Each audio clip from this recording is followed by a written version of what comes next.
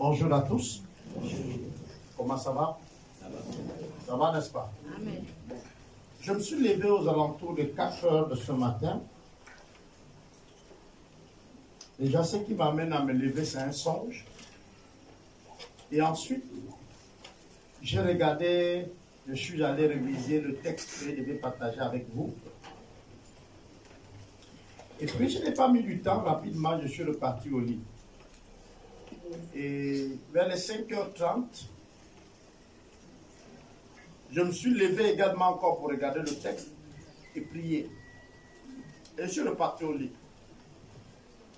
À 6h, pendant que je m'apprêtais donc pour pouvoir venir au culte, j'ai regardé encore le texte et j'ai demandé au Seigneur, est-ce que tu veux vraiment que je parle de ce texte avec les frères et sœurs ce matin? Alors, il va commencer à se passer un problème, c'est-à-dire un débat à moi. J'ai le doute, mais je me dis aussi que j'ai préparé quelque chose.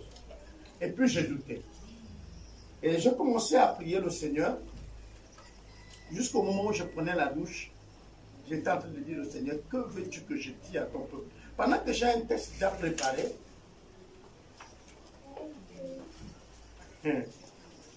j'étais en train de dire, mais Seigneur, tu veux que je dise quoi? Jusqu'à ce que j'étais dans le taxi pour venir ici ce matin. Le texte était là. Pour moi, il n'y a pas de problème. Je vais vous parler de ce passage. Et puis j'arrive, on passe le temps de prière et on est derrière la salle avec les autres. Et puis je décide de changer le texte. Je dis bon, je veux parler, mais d'un autre sujet.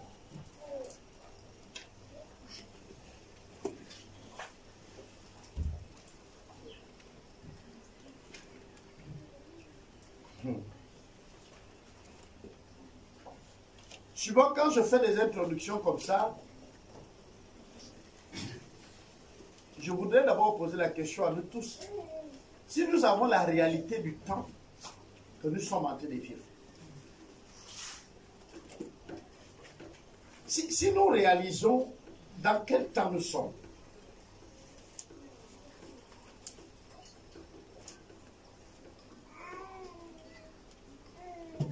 les autres langues assurément ont aussi le même problème, je ne sais pas.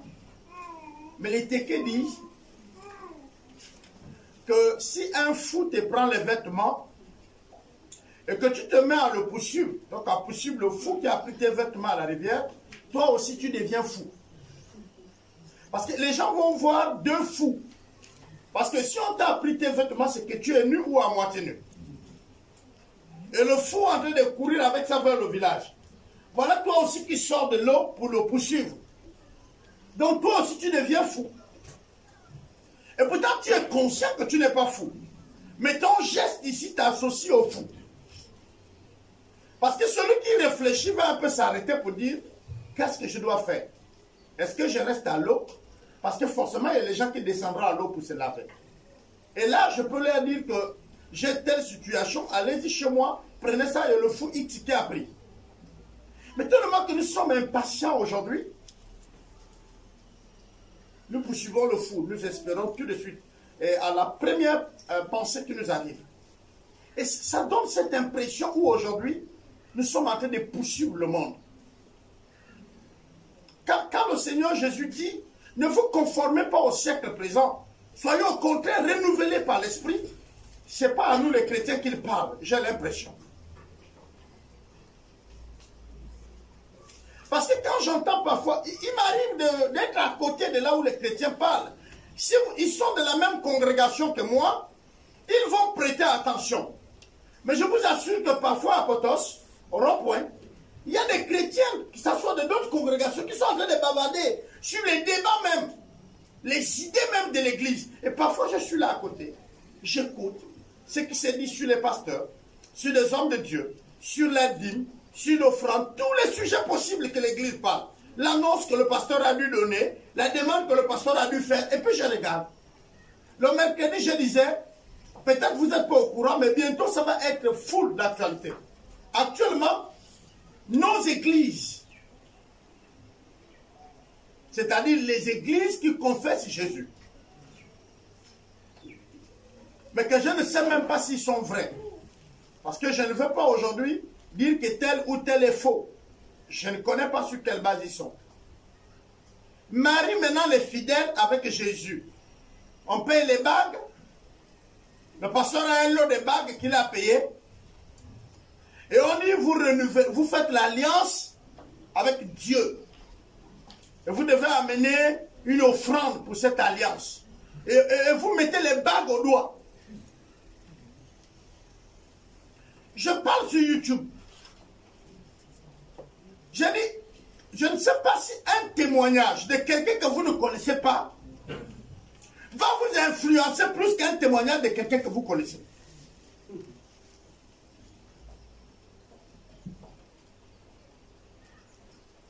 Donc, j'écoute seulement les témoignages. Je n'écoute pas la parole de Dieu et ça me transforme. C'est-à-dire, maintenant, je vis le même miracle que celui qui a vécu le témoignage. Sans la parole de Dieu. Non, je connais que c'est la parole de Dieu qui opère les miracles. Pas le témoignage de quelqu'un. Si puissant soit le témoignage de quelqu'un, il ne peut pas amener le miracle. Qu'est-ce qui se passe ces derniers temps dans l'église? On ne reconnaît plus les femmes de Dieu. On ne reconnaît plus les hommes de Dieu. Je ne vais pas parler des pasteurs. Je vais parler de vous et de moi. On ne nous reconnaît plus. Nos ajustements dans les lieux de travail, nos ajustements dans les maisons sont devenus piment et non sel. Nous sommes devenus ténèbres et non lumière. Nous sommes en train de nous conformer. C'est-à-dire qu'on se transforme à autre chose que même ce que nous étions avant. Il y a des chrétiens aujourd'hui que le comportement n'est plus apprécié. Même quand ils étaient païens hier, c'était mieux. Je ne comprends pas. Je ne comprends rien. Il m'arrive à la maison où ma femme me pose la question, mon mari, c'est comment? Parce que du coup, j'ai la joie et puis du coup, paf, je deviens triste. Ah ben, c'est comment? Non, c'est pas que j'ai un problème avec quelqu'un. Il suffit de réaliser, de réfléchir seulement un peu. Vous pouvez imaginer les temps que nous mettons pour préparer un enseignement, les temps de prière à genoux pour vous. Vous ne pouvez pas imaginer.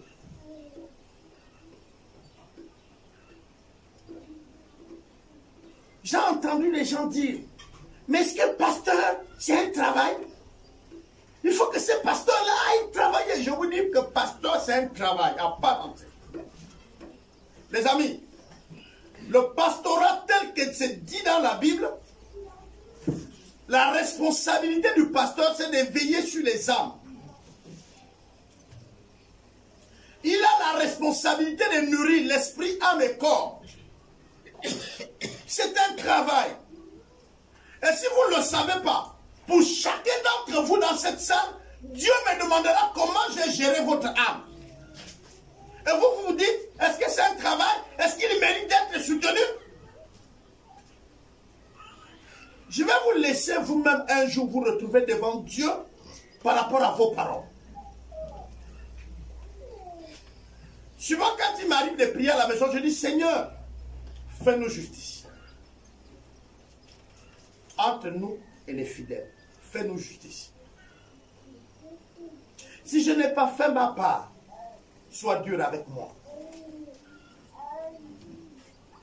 Mais que chaque fidèle assume aussi sa responsabilité.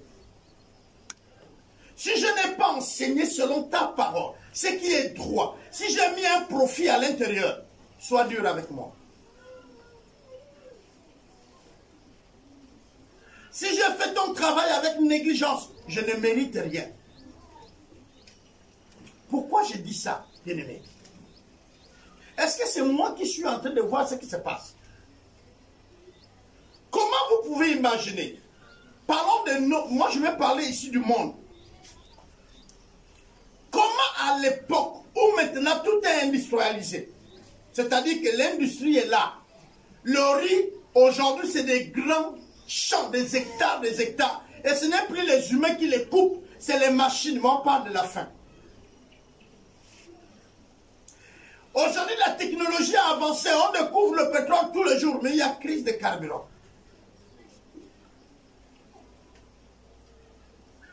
Il y a plus du monde, le vêtement devient un chiffon. Vous n'avez pas remarqué ça? Hier, nos mamans portaient le vêtement, le pagne. Bien. Nous-mêmes aussi. Mais aujourd'hui, c'est toute une partie d'un vêtement qu'on vend.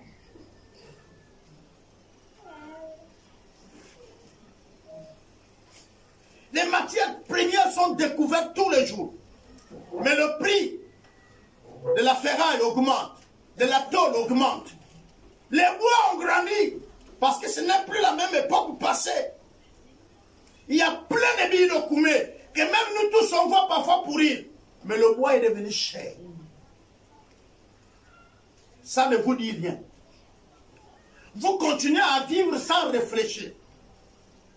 Vous continuez à regarder, c'est-à-dire que pour vous, la vie, vous continuez comme ça. Vous ne voyez pas le danger. Vous ne vous arrêtez pas un moment pour poser la question, qu'est-ce qui se passe? J'ai dit, bientôt on va appeler les Gabonais à prier.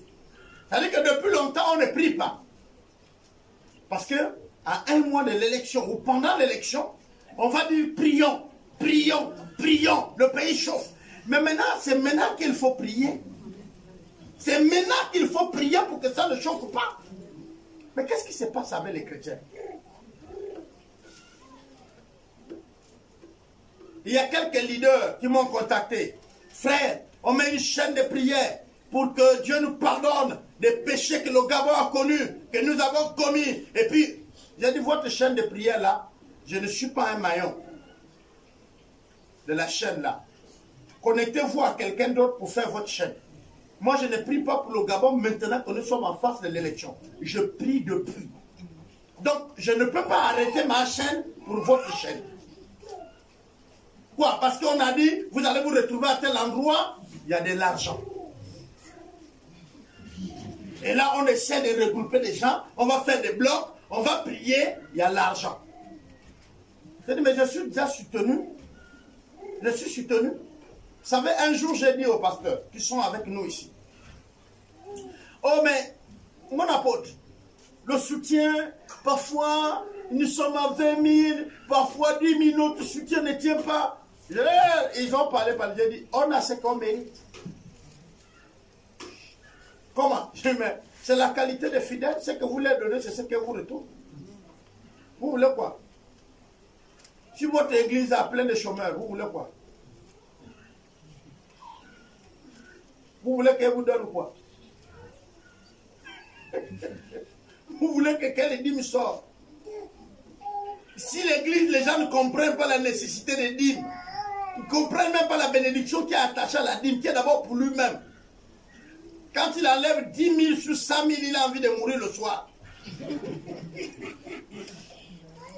En oubliant qu'il y a un secret derrière le donné. Eh bien, c'est à vous d'aller le découvrir. Je peux enseigner dessus, mais c'est à vous de découvrir. Une fois, je vous ai enseigné ici qu'attention, vous ne savez pas le détour de l'argent. Il y a l'argent qui sort des banques, mais vous êtes les adultes. Il y a l'argent qui sort aussi des cadavres. Il y a l'argent qui sort des pitons. Donc il y a l'argent qui ne sort pas de la banque. Ce n'est pas tous les billets qui viennent des banques. Sinon le mot magie n'allait pas exister. Le mot sorcellerie n'allait pas exister. On est d'accord? Donc, s'il y a la sorcellerie, c'est qu'il y a l'argent qui vient de la sorcellerie. S'il y a la magie, il y a l'argent qui sort de la magie. Et ce billet peut se retrouver entre tes billets. Qui sécurise alors tes billets. C'est facile de refuser à Dieu. Mais regarde comment tu es. Tu fais quoi avec ton argent? Tu ne te rappelles même pas comment tu as fini ça. N'est-ce pas, non?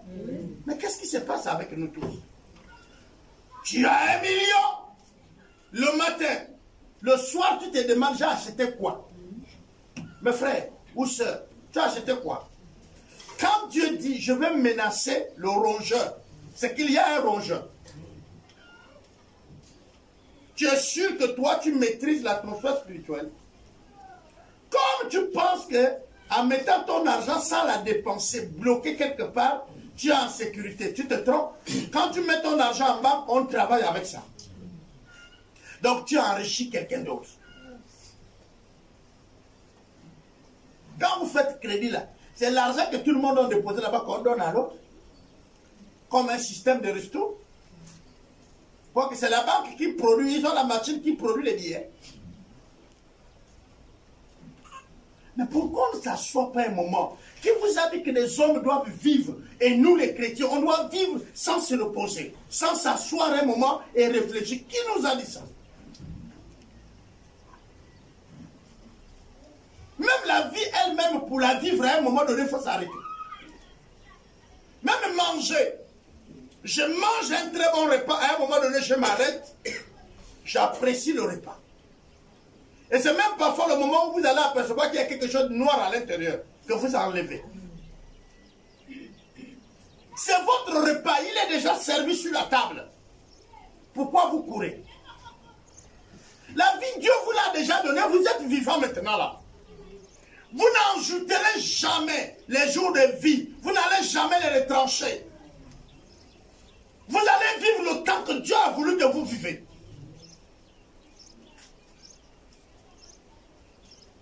Mais pourquoi vous courez de tous les sens? Vous pouvez manquer certains objectifs. Vous pouvez manquer certains buts. Mais ça, c'est suite à la gestion de votre temps. Dieu nous bénit, mais on peut passer à côté d'une bénédiction. Dans la multitude des bénédictions. Aujourd'hui, par exemple, la Bible dit chaque jour, il renouvelle ses bontés. Mais en une journée, tu peux passer à côté des bontés de Dieu. Ceux de demain, tu vas les avoir, mais ceux de hier, tu as manqué. Or, si tu avais ceux de hier et d'aujourd'hui, ça allait faire plus. Est-ce qu'il vous arrive à un moment donné dans votre salon, pendant que vous êtes assis, il y a une joie qui vous inonde seul? Vous êtes content. Vous regardez un peu derrière vous et vous dites merci Seigneur. Ça vous est arrivé? Cette joie vient de où? On a l'impression d'oublier qu'il y a Dieu. Les bien-aimés, tout a commencé par Dieu et tout finira par Dieu. Les médecins, la plupart des médecins à l'hôpital disent il y a beaucoup là-bas qui ne reconnaissent pas qu'il y a Dieu, bien qu'il y a d'autres qui reconnaissent qu'il y a Dieu. Ils refusent l'existence de Dieu. Mais ils sont les premiers à vous dire quand quelqu'un meurt qu'il a rendu l'âme. Si tu as rendu l'âme, c'est que tu l'avais prêté. L'âme était à qui? Mais à la mort de quelqu'un, ils disent votre frère, votre soeur vient de rendre l'âme. Pourquoi le mot rendre l'âme? Parce que l'âme a un propriétaire. On est d'accord? Parce qu'on y range. On rend ce qui ne nous appartient pas. Donc ce qui veut dire que malgré son hostilité pour Dieu, il vient de reconnaître qu'il y a Dieu. Parce qu'on restitue l'âme. On est d'accord? Amen. Et ça ne vous fait pas réfléchir. Moi, chaque jour, une fois je vous ai dit ici, quand je vois des hommes âgés, les mamans, les papas, je les apprécie. Vous ne pouvez pas imaginer combien de fois je suis très content quand je vois des hommes âgés. Vous ne pouvez pas imaginer. C'est comme si on m'a donné de l'argent. Pourquoi? Parce que dans leur âge là, ils peuvent vous dire 10 000 fois comment on échoue, mais une seule fois comment on réussit. Lui n'a rien, mais il peut vous dire pourquoi il n'a rien. Alors vous saurez comment faire pour ne pas être sans rien. Celui qui échoue n'a jamais échoué. Il sait comment on échoue. Donc il peut enseigner. Je disais aux jeunes, le dimanche passé, que si je tente quelque chose et j'échoue, je ne suis plus à zéro. Et j'ai quelque chose à donner. On nous enseigne comment réussir, comment réussir. Je peux aussi vous enseigner comment on échoue. Alors si tu sais comment tu vas échouer, tu feras tout pour ne pas échouer. On est d'accord? Donc de ne pas faire ce que je t'ai dit, comment on échoue. La Bible va plus loin.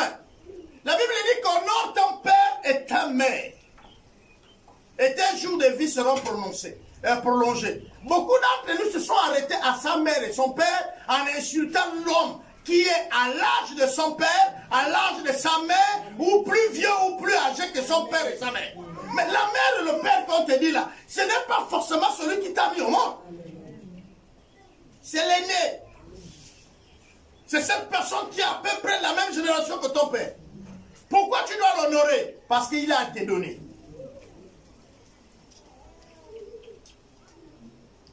Parfois, quand tu fais du bien à ton entourage, tu peux entendre un grand homme. Ce que j'appelle les grands hommes, c'est les hommes âgés. Il peut te libérer. Il dit, mon fils, sois béni. Tu lui transportes le sac à une... Et il dit, ah, papa, merci. Que Dieu te garde. Vous pouvez prendre ça comme la blague. Mais Dieu va te garder. Parce que celui qui a prononcé la bénédiction l'a fait du fond du... Prenons un peu le cas de la bouteille de gaz. Tu vois un homme âgé en train de lutter pour soulever la bouteille de gaz. Elle pèse, n'est-ce pas? Et tu l'aides. Tu lui poses la question à la maison où il te dit. Tu viens avec ça à la maison. Tu lui dis même, permets-moi de te la changer. Tu changes ça. Quand tu es en train de partir, ce n'est pas qui t'a donné de l'argent. Mais est-ce que vous vous êtes déjà senti un peu heureux d'être en train de servir quelqu'un? Vous avez déjà été heureux et sans rien recevoir de lui. J'étais à une formation dans un pays. Pendant que nous étions en train de faire la formation, le premier devoir qu'on nous dit, écrivez comment vous avez rendu service à quelqu'un sans qu'il ne vous paye. Nous étions beaucoup dans la salle, mais beaucoup ont eu des problèmes pour mettre quelque chose. Pendant que moi, j'ai terminé ma page. Il y a une maman qui m'a surpris, elle est déjà décédée. Quand j'étais très jeune, cette maman m'appelait chez elle. Elle arrivait à demander à ce que je fasse pratiquement tous les travaux. Accompagne-moi au champ. Je l'accompagnais. Débrousse-moi ici, on va faire le jardin. Mon fils, c'est quand ça va produire que tu vas manger. Aujourd'hui, il n'y a encore rien. Donc, on débrousse. On brûle. Elle m'appelle de venir faire des sillons. Mais pendant qu'elle m'appelle, ses enfants étaient assis là, dans la maison. Quand je viens, ces enfants sont là, ils font tout, sauf aller au jardin avec la vieille. Et la maman me disait toujours, mon fils, c'est quand ça va pousser que tu vas manger. Écoutez bien, ça pousse, elle va. Ça pousse, elle va. Mon fils, ça va pousser, tu vas manger. Ça pousse, elle va. Ça pousse, elle va. Un jour, me voilà en train de servir Dieu en plein temps. Et ce jour-là, je ne sais pas ce qui se passe. L'église, non seulement ne m'a pas donné le soutien, mais on n'a pas payé mon loyer. Je vois un véhicule garé quelque part de ma maison. Et là, on m'appelle. Il dit, appelez le pasteur, je sors. Qui je vois à la cabine? Cette maman-là. Elle m'appelle. Mon fils, ça a poussé. Et ça a donné. Elle sort une enveloppe kaki. C'est le moment de manger. Je ouvre. Il y a la totalité de mon loyer et il y a plus même de mon salaire. Ça avait poussé après beaucoup d'années. N'est-ce pas? Je payais le loyer. Quand le soutien est venu après, c'était mon argent de plus. Elle a laissé passer 2 mois ou 3 mois. Elle a dit, je t'ai dit que ça a poussé. Est-ce que vous comprenez? C'était devenu maintenant l'habitude. Elle part. Le trimestre, elle revient, il dit, ça a poussé mon fils. Un jour, elle a amené une enveloppe pour dire, je soutiens ton ministère. Désormais, ton ministère, je le soutiens parce que ça a poussé. Mais je vais vous dire, la maman, là, pendant qu'elle plantait, elle était en train d'investir dans les affaires. Et je connais beaucoup d'entre vous qui allaient prêter de l'argent là-bas. Elle avait de l'argent. Elle s'est acheté des voitures. Elle a construit les maisons. Elle était devenue riche. Mais elle n'a pas oublié qu'il creusait avec elle. Je ne sais pas si vous comprenez. Elle va s'occuper de ses enfants parce que c'est ses enfants qu'elle a mis au monde. Mais je ne suis pas sûr qu'elle a pris un 500 000, qu'elle a pris un 600 000, qu'elle a pris un 400 000 comme ça pour donner à un de ses fils comme ça pour dire tiens, dépense. Je pense que ce qu'elle faisait, c'est de payer l'école. Donner à manger. Je ne sais pas si vous comprenez. Papa, maman, j'ai besoin de chaussures, on donne. Mais je ne crois pas qu'il dit, tiens, 600 000 pour tes besoins, parce que c'est son enfant. Je ne crois pas. Mais à moi, cette enveloppe venait. C'est pas que j'allais vers elle. Je ne connaissais même plus là où elle habitait. Son nouveau logement, je ne connaissais plus. Mais elle venait toujours vers moi. Tiens. Je me rappelle une autre situation. C'est pourquoi je vous dis, il faut regarder les temps. Tout à l'heure, je vais vous donner le verset biblique. Papa Albert, ma maison, la serrure est cassée. Je viens. La nuit, j'ai trouvé une autre serrure en main. Oh, merci papa. Papa Albert, papa Albert, papa Albert. Et puis un jour, pour ceux qui savent que je suis en train de construire, il faut couler la dalle de mon premier niveau. Ma femme et moi, nous sommes en train de faire les calculs. Et c'est ma femme qui me sort 750 000, ma femme. De ses économies à elle. Elle me donne. Mais notre dalle coûte près de 1,5 million. Elle me donne 750 000, je suis là. J'ai dit oui, c'est bon. Et puis je vois un coup de fil. Bien. Ouais, bonjour. Il dit papa. Je dis oui. Il dit sors, je suis au goudron. Je sors. J'arrive au goudron, me tend une enveloppe, c'est 1 million. Je suis allé, j'ai coulé madame. Amen. Est-ce que vous regardez les temps? Parce que quand vous rendez quelqu'un service aujourd'hui, vous voulez que ça produise aujourd'hui. Et vous en faites même tout un problème. Et vous commencez à parler entre vous. Je l'ai aidé, il m'a pas... Est-ce que tu sais même comment on va te rendre ça? Et tu sais qui va te rendre ça?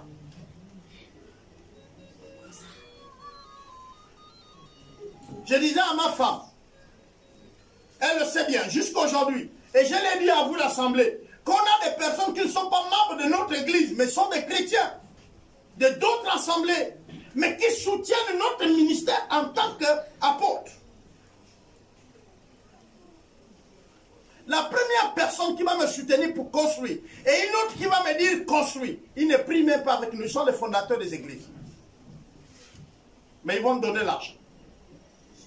Pour qu'on loue ici et qu'on commence les cultes où vous êtes aujourd'hui là. C'est une des personnes qui me soutient qui nous avait envoyé de l'argent. Je ouvre ces parenthèses pour que vous compreniez. Et quand Dieu dit jette ton pain à la face des autres, et avec le temps tu vas le retrouver, il sait de quoi lui-même il parle. Amen. Si tu ne maîtrises pas, jette. Avec Dieu, ne pensez pas qu'il faut que vous maîtrisez pour le faire. Vous vous faites mal. Avec Dieu, il faut jeter. Je ne sais pas si vous me comprenez. Le pasteur, dimanche passé, le pasteur Jean-René a parlé de Naaman. Avec sa lèpre, hein, non? Que Dieu utilise comme ça. Malgré ses manquements. Mais je veux vous dire, c'est une jeune fille de rien du tout qui est servante chez Naaman. Naaman n'est pas d'Israël, Naaman est même du peuple opposé. Et la servante là était quoi? Esclave. Parce que le peuple que Naaman appartenait venait de battre Israël et a apporté quoi? Les intelligences. Il faut dire les intelligences. Parce qu'il fallait être apte de travailler ou intelligent pour qu'on te déporte vers la capitale. Quand tu étais rien, on te laissait dans la ville cassée. Quand vous parlez de Nebuchadnezzar, on va dire les Daniel et tout, c'était pareil. C'était les intellectuels qu'on a amenés. Et là, la servante va dire à la femme de Naaman, il dit, je connais un homme, un serviteur de Dieu, un prophète. Il peut résoudre le problème de ta lèpre. Et puis, ça va arriver à Naaman, par le canal de sa femme. Ça va bouder. Regardez tout le parcours de Naaman, il boude. Mais après, il part. Parce que vous ne savez pas. tu peux donner à Dieu, même parfois tu ne comprends pas, mais tu dis je donne parce qu'on m'a dit. C'est ce que Naaman fait. Et ceux qui sont autour de lui disent tu perds quoi? Vas-y. Il arrive. Et regardez bien, le prophète ne le reçoit même pas. Il a des lois. Pourquoi le prophète ne le reçoit pas? Naaman a la lèpre. En Israël, celui qui a la lèpre ne devait pas toucher le contact de celui qui n'a pas la lèpre. Parce que la lèpre est un signe du péché. Donc Naaman arrive. Le prophète prend son serviteur. Il dit va le croiser. Pourquoi? Mais parce que même ceux qui avaient la lèpre en Israël devaient se tenir hors du camp. Donc c'est pas parce qu'il est général qu'on va changer la faveur. Écoutez, le général de police n'est pas mon général. Moi je ne suis pas policier. Le directeur de Sokoba, il n'est pas mon directeur. C'est monsieur. Je ne sais pas si on se comprend. C'est le général des Philistins, des Babylonais. Moi, je n'ai rien à y voir. Je suis quoi? Israël. Quand il arrive, le serviteur va le trouver là-bas dehors. Il a amené les présents pour offrir au prophète afin d'acquérir sa guérison. Il veut acheter la guérison. Voilà, là, la plupart d'entre nous, nous avons gardé ça parce que nous sommes des peuples animistes. Et on pense que pour obtenir de Dieu, il faut lui offrir des présents. Non. Et lui aussi l'a amené. Le serviteur de Dieu va lui dire qu'il garde ce qu'il a, mais qu'il va se jeter au Jourdain. Le frère dit, mais ça c'est quoi ça? Moi j'ai fait tous ces voyages pour venir me laver à Matavea. Vous connaissez Matavea? Voilà. Parce que le Jourdain était dans Israël. Donc il y a des canaux et tout le monde sait que c'était de l'eau sale. Et là, le prophète lui dit, jette-toi dans Matavea. Le gars il dit, bah, chez moi il y a des fleuves. Il y a des fleuves purs.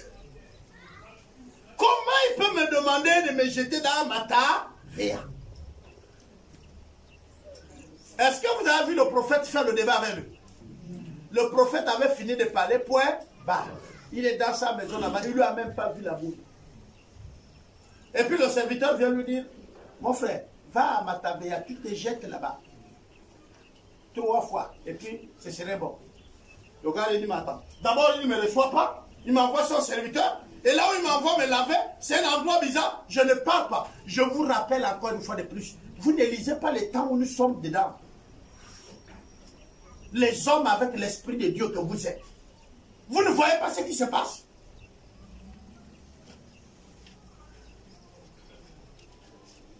Ok. Il boude, mais il part. Et sur la route, son serviteur lui regarde. Il dit, chef, on a déjà fait toute cette distance-là. Tu perds quoi si tu tombes à l'eau là et tu sors? Tu perds quoi? Parfois, notre orgueil nous détruit. Je suis général, On t'a dit, c'est Matavea. Je suis de la famille. On te dit, non, frère, tu veux la solution à ton problème? Prends Jésus. À un moment donné, il faut tout lâcher et prendre Jésus. La Bible dit, quand il s'est jeté, il a recouvert une belle peau qui était pratiquement la peau d'un bébé. C'est-à-dire qu'il a regagné la peau de la jeunesse. Il n'y avait plus les rides. Et pourtant, la même eau là, les enfants d'Israël se baignent à l'intérieur. Ils n'ont jamais changé de peau. Ça dépend de qui t'a dit de te jeter. Amen. Frère, les gens donnent les dîmes, peut-être tu connais et il n'y a rien. Mais est-ce que c'est pareil quand on te dit de donner ta dîme?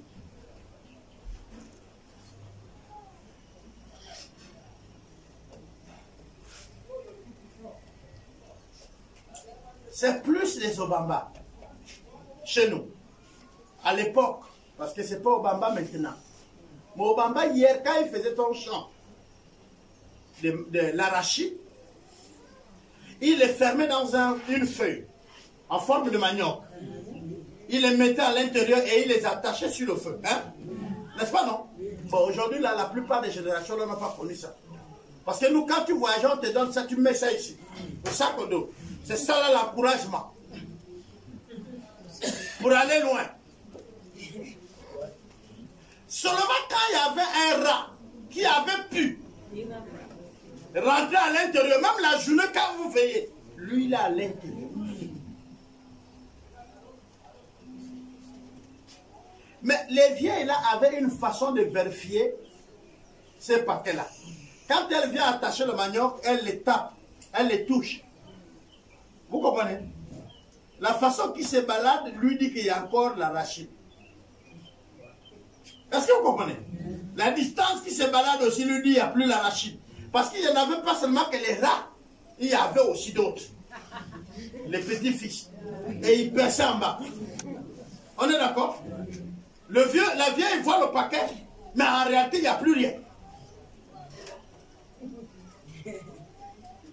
Alors, pourquoi je parle de ça? C'est pour dire également, vous trouvez l'argent. Vous voyez l'argent, mais au fait, il n'y a rien. Votre argent n'est pas plein. Et l'autre fois, je vous ai expliqué c'est quoi la dîme. La dîme n'est pas la 10e de votre argent. Non, non, non. La dîme répond à deux principes. Prémisse et 10e. Je vais expliquer. La première chose que tu dois enlever de ton argent doit être la dîme. Pour qu'elle soit dîme de Dieu et prémisse. Si tu prends ton argent, tu payes les dettes, tu fais tout, maintenant tu enlèves 10%, tu mets à côté, ce n'est pas la dîme. Parce que Dieu, il fait premier. Donc vous comprenez? Il y a celui qui dit, je paye la dîme depuis, je ne vois pas. Non frère, parce que tu prends la 10e, tu donnes à Dieu, mais qui n'est pas prémisse. Lisez bien, Dieu veut les premiers mâles. Et Dieu, ce qu'il veut, c'est être premier.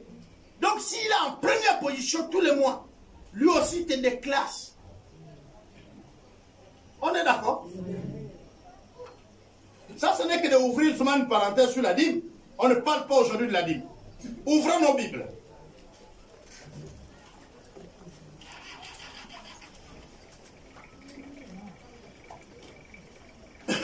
Les jeunes, ils savent ce passage biblique. Nous sommes dans Luc 18. Et on va lire à partir du verset 8 et 9. Il dit ceci. Luc 18, le verset 8 et 9. Je vous le dis. Il leur fera promptement justice.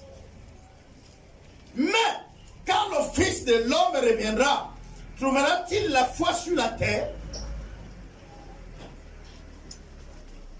Il dit encore cette parole en vue de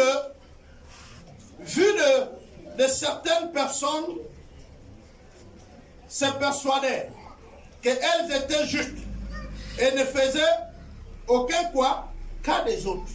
En un mot, il veut dire quoi? Il dit cette parole parce qu'il y avait des personnes qui se disaient à eux-mêmes qu'ils sont justes et ils n'ont pas d'égard aux autres. Alors c'est là où, suite à ça, le Seigneur pose une question. Est-ce que quand je veux revenir, je vais encore trouver la foi sur la terre? Est-ce qu'il y aura encore la foi sur la terre? Nous sommes sur la terre. Ça, c'est Dieu qui se pose la question. Parce qu'aujourd'hui, nous sommes plus attachés aux mensonges, toute forme de doctrine qui nous entraînent. Est-ce qu'il y aura encore la foi? C'est-à-dire les gens qui comptent sur Dieu à partir de leur foi. Pas de ce qu'on est venu leur dire. La Bible dit, la foi vient de ce qu'on entend. Et ce qu'on entend vient de la parole de Dieu. On ne lit plus la Bible. On entend. Mais attends, lis la Bible pour que tu aies une base de foi. Ce que tu entends, ce n'est pas la foi biblique. Il dit, vous allez lire, on dit, dans les derniers temps, les gens vont mettre foi à tout. Vous avez déjà lu ça? On va mettre foi en tout. Qu'est-ce que veut dire ça? C'est-à-dire les gens vont commencer à croire de n'importe quoi. Et c'est ce qu'on vous dit aujourd'hui. C'est ce qu'on vous raconte. Un marabout, il suffit qu'il met la croix chez lui, dit que c'est église. Il va sur l'internet, c'est fini. Ce qui crée la foi, c'est la base de la foi, c'est la parole de Dieu. Pour nous les chrétiens. C'est en lisant la Bible que nous allons constituer notre foi. Ce n'est pas en écoutant quelqu'un à la radio ou à la télévision. Si je suis sur YouTube aujourd'hui, c'est pour dire aux gens, retournez à la Bible. Retournez à la lecture biblique. Faites de ça une base de votre foi. La foi, c'est ce que tu entends de Dieu. Or, Dieu te parle à partir de quoi? La Bible. Dieu me parle au travers des gens, oui, mais ce que les gens me disent de Dieu, je le vérifie par la Bible. Est-ce que c'est la Bible, même la révélation et la prophétie, on parle à vérifier toujours aux Écritures de la Bible. Il n'y a rien qui peut être fait si elle n'est pas basée sur la Bible. Je ne vous parle pas d'un citer un verset biblique. On peut citer un verset biblique qu'on a rendu bancal, c'est-à-dire qu'on l'a déformé. Quand toi-même tu vas lire ce verset, qu'est-ce que Dieu te dit? J'ai un verset que j'aime lire bien avec les enfants, il dit « Cherchez d'abord le royaume des cieux et sa justice, et toutes les choses vous seront données. » Est-ce que vous comprenez?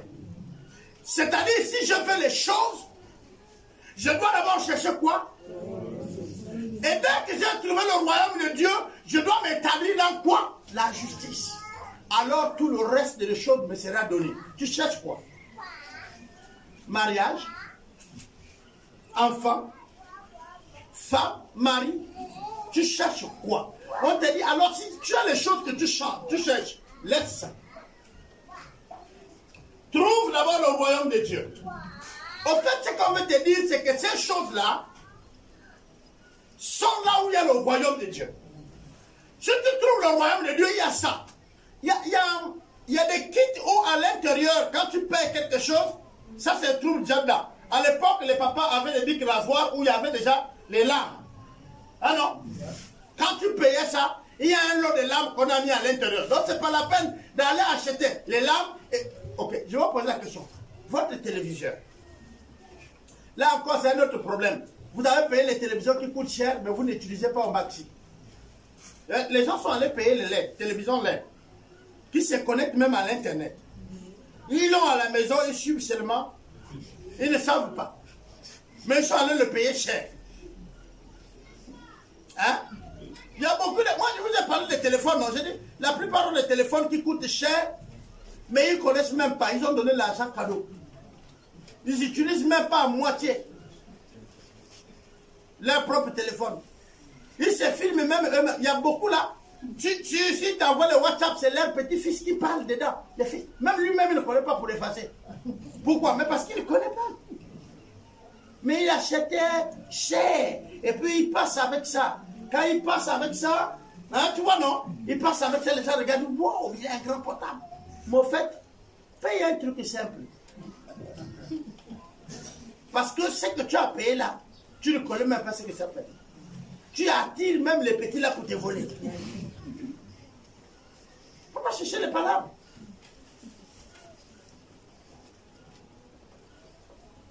Ici, on nous dit, c'est Dieu qui parle. On dit le Fils de l'homme. Donc c'est Jésus qui parle. Il dit, est-ce qu'il va encore trouver la foi quand il va revenir? Donc, je vais vous poser la question. Jésus peut venir aujourd'hui, n'est-ce pas? Mais comment il peut poser la question qu'il va trouver la foi? Alors je vous pose la question. Nous avons encore la foi ou nous n'avons pas foi?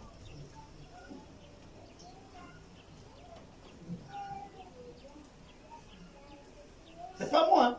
Jésus dit, est-ce que je vais encore trouver la foi sur la terre quand je serai de retour? Peut-être tu as la foi, réponds. Il va trouver la foi. Mais lui-même, il dit, il ne sait pas. Donc, tu sais mieux que lui. Si tu sais mieux que lui, c'est bon. Tu as parlé avec lui. Il t'a dit qu'il va trouver. En fait, ce qu'il veut dire, ces derniers temps, nous n'avons plus foi en Christ. nous avons foi à tous les vents. Il dit, je fais mon alliance avec vous est éternelle. L'alliance de Jésus, c'est qu'il est mort sur la croix à cause de nous. Son sang a coulé, on est d'accord? Mais c'est quoi l'alliance où on dit vous rebâtissez l'alliance avec Dieu et vous amenez les offrandes? Hein? Il dit, on donnait le sacrifice sur les autels, non? L'autel que nous on connaît s'appelle quoi? La croix. Et sur cet autel-là, Jésus a crié, tout est accompli, n'est-ce pas? Amen. Je vous dis, même dans les églises où Jésus est confessé, on enseigne aux gens à partir de leurs autels. Ce que je dis là, certains d'entre vous ont déjà bâti les autels. Tu bâtis l'autel pour donner quel sacrifice? Et c'est quel autel? On va te lire dans le livre de Jacob dans l'Ancien Testament et on va dire Jacob en partant vers son oncle, sur la route il a dormi le caillou, il avait sa tête et là il a fait un songe, il a bâti l'autel. Dans notre vie aussi, on doit bâtir les autels dans notre façon de marcher avec Dieu. Les amis, on ne bâtit plus l'autel, notre autel est éternel. Et cet autel, c'est Jésus-Christ à la croix. C'est pourquoi il dit, venez à la croix. Venez au pied de la croix, tout déposer. Vous déposez là, au pied de son sacrifice. Mais pourtant, la bagarre, c'est qu'on nous dit ça et nous on croit. Amenez-le. Je vais prier, vous allez boire, vous serez guéris. Mais est-ce que vous savez que Jésus aussi a craché sur la boue? Et il a frotté ça. Et quand il a fini de frotter, même la personne ne voyait pas, il a dit, va te baigner. Vous savez ça? Pourquoi alors elle ne crache pas pour vous frotter? Pourquoi c'est seulement l'eau? Et qui vous a dit que Jésus... Attends, la Bible est là devant nous. Donnez-moi un verset où Jésus a dit à un fidèle, amène la bouteille d'eau. On a vu changer l'eau en quoi? En vin. Il faut avoir le courage de le dire. Ok. Maintenant, quand tout le monde sont malades, tu as mal à la tête, tu as quoi? On frotte lui. Oh, la Bible dit, quelqu'un d'entre vous est-il malade? Qu'il fait appel qui? Les anciens vont prier pour le malade. Ok? Ils vont le oindre d'huile. S'il a commis quelques péchés, elles lui seront pardonnés. Mais il dit aussi le malade serait quoi? Guéri. On a dit à qui? Bon, maintenant tu as ta bouteille d'huile que tu ne fais que frotter à la maison. Tu as ancien d'où? Vous comprenez ça? On y fait appel aux anciens, aux pasteurs. Ils vont prier pour toi et ils vont te oindre d'huile. Si tu es malade, si la maladie a été causée par le péché, c'est pourquoi il dit si tu as quelques péchés, elles seront quoi? Pardonnées. C'est-à-dire même si tu ne confesses pas, le fait que les anciens là sont arrivés chez toi, ils ont prié avec toi, ils t'ont oint d'huile. Dieu pardonne ton péché et il te guérit. C'est ce qui est écrit. Maintenant, toi-même, maintenant le soir, le vent te touche, tu as froid. Ta bouteille est consacrée là, tu frottes ça. C'est écrit où? Il y a même d'autres où, quand son enfant chauffe, il prend la bouteille là. Il frotte à l'enfant, il met dans les draps, il couvre. C'est pas faux. Nous avons enregistré, malheureusement, un décès. Je ne vous dirai pas l'endroit, mais ma femme est témoin. Quelqu'un est gravement malade. Ils ont fait venir prophète. Le prophète a fait boire 1 litre d'huile. La personne est décédée.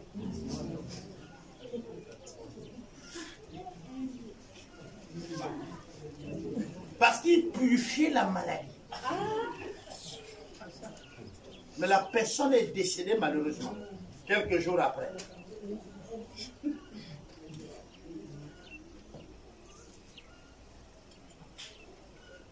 Ce que je vous dis là, ce n'est pas entendu. C'est quand ma femme arrive, on est en train de donner la personne l'huile. Et là, ma femme s'est interposée pour dire non, arrêtez ça. C'est écrit où c'est que tu fais là? Oh Dieu, il dit, c'est pas Dieu que j'ai pris là. Arrête. Et comme j'étais là, il dit, attends, j'appelle mon mari. Le prophète a dit, hey, j'enlève mon corps. Le prophète est parti, mais l'enfant est décédé.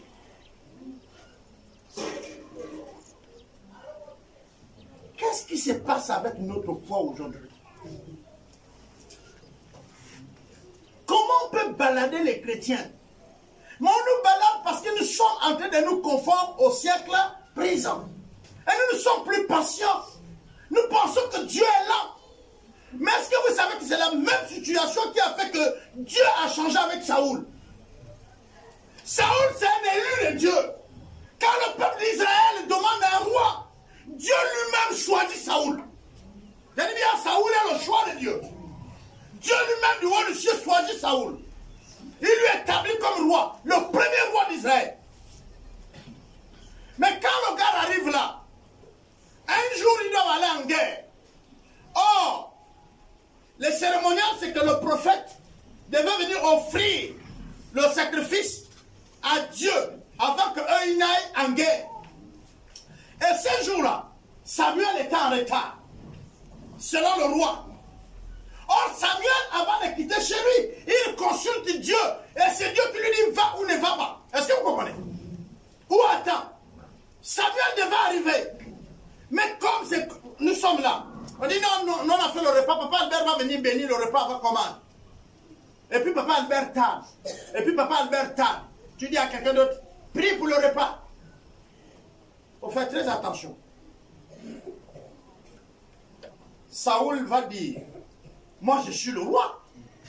Comment je vais être là pour attendre un pauvre vieillard comme Samuel? Le roi c'est moi. Tout ce monde-là, c'est moi qui donne les dîmes. L'impôt. C'est moi. Quand je marche et il s'incline pas devant Samuel. Amenez-moi le couteau. Amenez-moi aussi le sacrifice. Je vais offrir à Dieu. Est-ce que vous comprenez ça? Il a pris la place qui n'est pas à lui. Il allait jouer un rôle qui n'est pas à lui. Et Dieu ne l'a pas raté. Dieu l'a destitué des rois. Bien qu'il était là par position, mais en réalité n'était plus. Nous connaissons aussi l'histoire où alors l'alliance de l'Éternel qui était chez les Philistins doit revenir en Israël. Et Dieu dit à David, c'est le sacrificateur qui doit porter, suivi des chants, ensuite le peuple. Et l'alliance avance vers Israël. Quand elle va avancer vers Israël, il y a les chants, il y a les danses. Il y a un sacrificateur qui va faire un faux pas. Et l'alliance de l'Éternel va glisser. Et il y a un homme du peuple qui n'était pas ordonné à aller toucher l'alliance de l'Éternel. Il a couru, il a bloqué l'alliance pour que ça ne tombe pas. Dieu l'a frappé à mort. Pourquoi? Ce n'était pas sa place. Vous connaissez son nom, non? C'est qui? Hein? Il est mort. Il s'accourt, il est rapide, il dépasse les chantres, il dépasse les sacrificateurs qui suivaient l'alliance. Parce qu'il y avait un groupe de sacrificateurs derrière les autres, ça c'est relié. Lui il les dépasse et il court, il bloque l'alliance. L'alliance c'est quoi? C'était le symbole de la présence de Dieu. C'était le symbole de Dieu. Dieu peut-il tomber? Moi je peux dire peut-être ce jour-là, il a empêché que Dieu fasse un miracle. Si l'alliance s'arrêtait dans le vide, les enfants d'Israël allaient dire, waouh!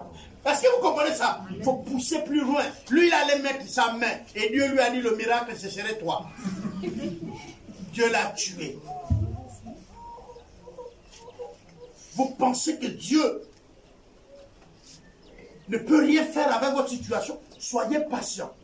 Même quand ça glisse dans le contraire, soyez patient. C'est Dieu. J'ai envie de prendre les paroles simples, c'est quand même Dieu. C'est bon? On va lire un autre verset. C'est Timothée 4. Je disais que les jeunes le savent déjà. Timothée 4, le verset 1. Mais l'Esprit dit expressement que dans les derniers temps, quelques-uns abandonneront la foi pour s'attacher à des esprits séducteurs et à des doctrines des démons. Dans les derniers temps, il y aura quoi?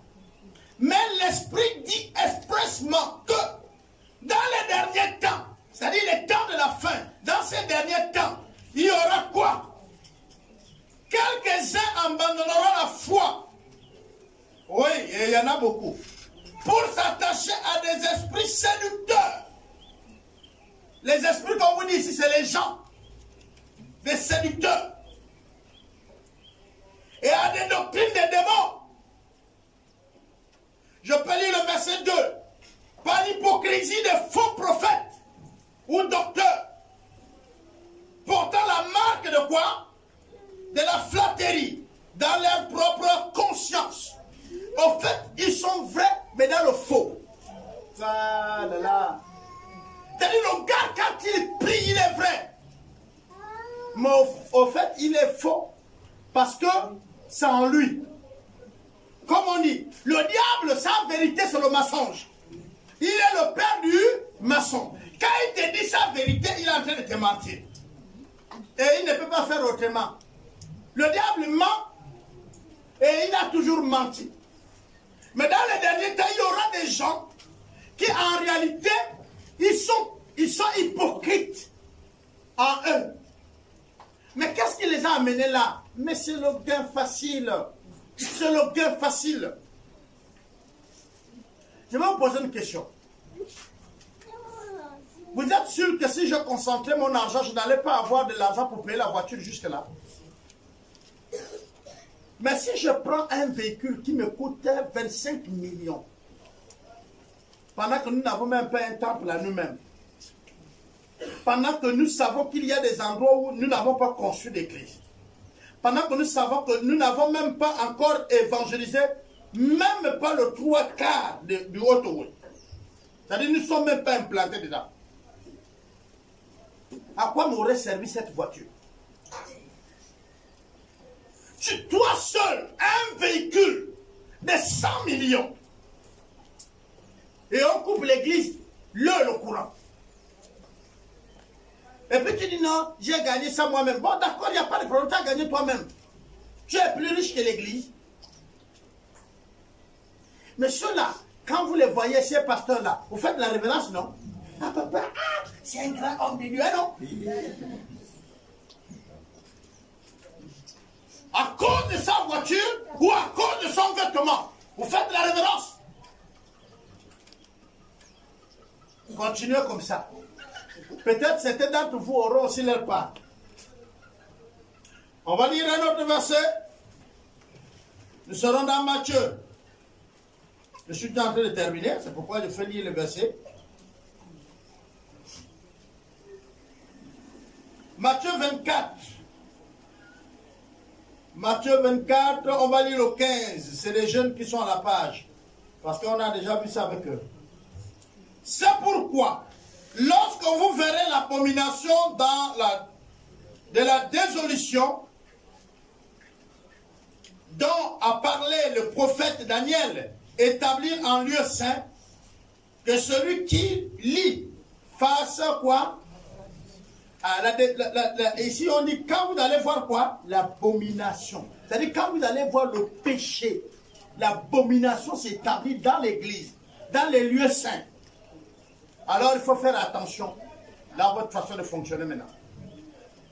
Est-ce qu'il y a l'abomination? Ben oui, il y a l'abomination.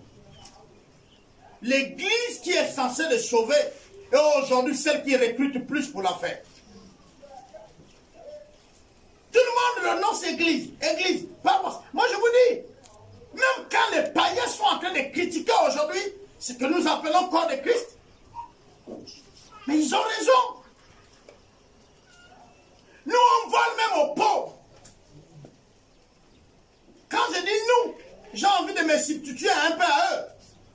Mais il y a un problème, c'est une honte. Parce que eux c'est des voleurs. Il ne faut même pas s'aligner à eux. Tu sais que toi-même, tu ne peux pas être un canal de bénédiction, mais tu voles l'autre le peu qu'il a. Le Seigneur disait, non seulement ils ne veulent pas rentrer, et là on a vu ça mercredi, ils ne veulent pas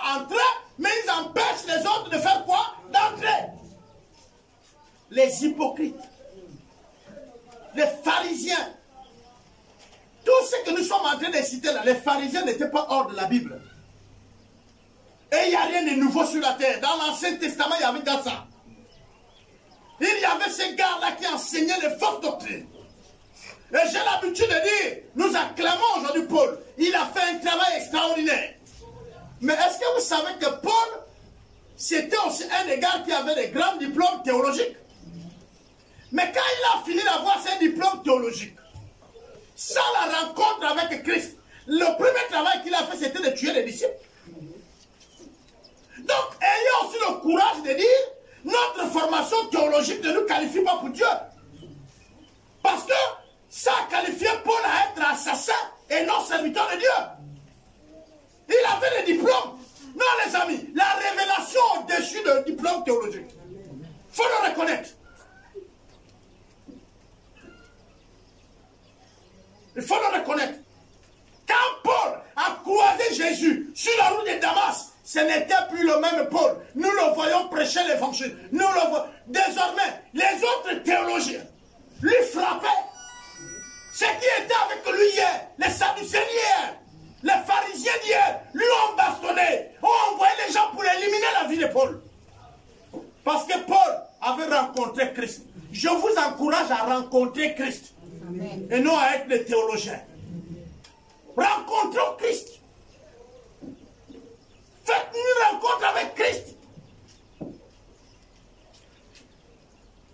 Dans nos maisons, on ne donne plus le goût de vivre. Tu es marié, mais ton mari passe plus du temps dehors qu'à la maison. C'est toi le problème. Ta femme aussi, pareil, c'est toi le problème. Je vais parler aux mariés, hein. Les célibataires vont chipoter un peu. Maintenant, ton mari a peur de venir à la maison. Il finit le travail à 13h. Il ne part pas au bar, mais il est obligé d'aller veiller, de rendre visite aux parents qu'il n'a pas prévu. Parce que quand il vient à la maison, la joie n'est pas.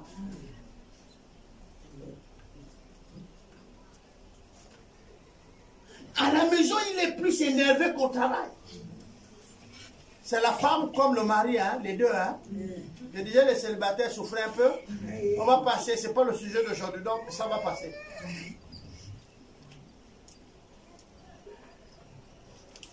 Il y a aussi parmi nous ceux-là que quand ils arrivent au travail, les collègues souhaitent même que tu ne viens pas. Nous tous on se connaît, non? Au lieu qu'on souhaite que tu sois là. C'est-à-dire les gens s'inquiètent. Oh, lui, il ne va pas venir aujourd'hui. Parce que quand tu es là, c'est agréable. Mais non. La pluie, il n'y a qu'à venir, même ça va lui bloquer là-bas. Quand j'étais élève, nous on priait pour que l'enseignant ne vienne pas. Nous on passait, on faisait les nœuds sur l'herbe. Parce qu'on nous a dit que si tu fais le nœud, il ne va pas venir. Et puis à notre surprise, le gars arrive. Et là tout le monde dit, yeah, nous là aussi. Et c'était parfois des gars qui nous bastonnaient. C'est pourquoi, en fait, on le haïssait. On avait de ces enseignants-là, dès qu'ils met pied, ils tous, ils vous saluent. Il dit, vous connaissez la dernière leçon de mardi passé? Parce que c'était comme ça. Oui, monsieur, il dit, allez, sortez de vos bancs. Tout le monde dort, un à un. Tu arrives devant la porte, tu récites. Bam! Il y avait les gars qui vous récitaient ça bien, mais ils ne savaient pas lire écrire. Ah oui, oui, ça là, il y en avait. Ils vous écoutent seulement, vous récitez, après le gars récite. Et puis lui, là, il est là, tu récites. Dès que toi, tu récites mal, tu montes au tableau. Tu connais pas le tableau? Là, tu es condamné. Et ainsi de suite. Et puis après, et il y avait les enseignants qui avaient même les cantiques. J'avais Ankiba. J'espère qu'il vit encore. Donc ceux qui ont bien récité la chante, Ankiba, ça va bien. Et le gars, il a une liane ici. Et quand il a dit son fesse, là, vous passez. Non, non, non. Il te dit, quand tu mets la main, on reprend à zéro. Vous pensez que certains qui n'ont pas fait l'école là, c'est parce qu'ils n'ont pas voulu apprendre. On te bastonne 2-3 fois comme ça, tu fouilles. Vous comprenez, non? Et donc, un type comme ça, quand il ne vient pas à l'école un jour, Même l'ordinateur ne peut pas savoir la joie de la classe là. Ah. Et tous les élèves se réjouissaient quand on nous dit il est malade. Et malheureusement, vous êtes chrétien, mais vous êtes devenu un peu comme ça. Votre présence, les autres ne la veulent plus. Il faut changer les dons. Nous n'avons pas à nous conformer. Nous devons créer la différence. Est-ce que tu es obligé d'acheter tous les habits que tu vois? Tu es obligé de payer tout ce que tu... on va les cuillères, tu payes. Non, crée-toi aussi un idéal. Ça c'est un. Deux, tu sais que bon, si tu achètes, tu as l'argent, mais tu n'as pas l'argent. Tu vas prêter là. Avec intérêt, tu sais que tu ne vas pas rendre. Là, il y a aussi un problème. Et je vais terminer en disant, je connais les gens qui ne payent pas les bons, c'est les chrétiens. Alors, là on allait dire Amen. Vous prêtez chez les frères et les soeurs à Christ, mais vous ne payez pas. Moi-même, on me doit beaucoup d'argent. Les autres hommes fouillent. Ils viennent à la maison, non, papa Albert, là, sérieusement, la fin du mois. Ah! Là, je vais à Libreville, on m'a appelé urgent. Ça, c'était un. Il dit, j'ai fini de travailler. Là, on doit me payer mes droits. Donc, papa, là, non, j'arrive au soir. Oh, quand il non, le billet de train, papa. 50 000. Oui, papa, mais je veux dormir aussi à l'hôtel pour le temps, parce que tu sais que je n'ai plus rien là-bas. 100 000. Jusqu'au jour, allez, ça. Il vit maintenant à Libreville. Ce soir, petit, c'est mon argent. Donc, je dois continuer. Vous prenez l'argent et puis vous dites, c'est mon petit. On confesse le péché. Quand tu confesses le péché, Dieu te pardonne. Non? Donc, quand Dieu te pardonne, là, il n'y a pas l'argent de quelqu'un. Oh, mais Dieu pardonne tout péché, non? Oh. Si quelqu'un te doit et tu n'as pas payé, tu confesses, c'est fini. Non. Non, comment? Donc, comme c'est ton argent, Dieu ne le pardonne pas. On va terminer avec le livre de Jean. Il dit non, parce que tu as l'argent là-bas. C'est pris haut. Jean, on va lire à partir du verset 2. Jean 16. Jean 16, le verset 2. Ils vous excluront des synagogues. Et même l'heure vient où quiconque vous fera mourir pourra rendre un culte à Dieu. Les gars vont vous chasser des paroisses. Et on dit qu'à un temps, les gens vont penser même qu'en vous tuant, ils rendent service à Dieu. Amen. Donc, la sincérité n'est pas forcément la vérité. Quelqu'un peut être sincère dans le faux. Merci, j'en ai terminé. Très cher frère,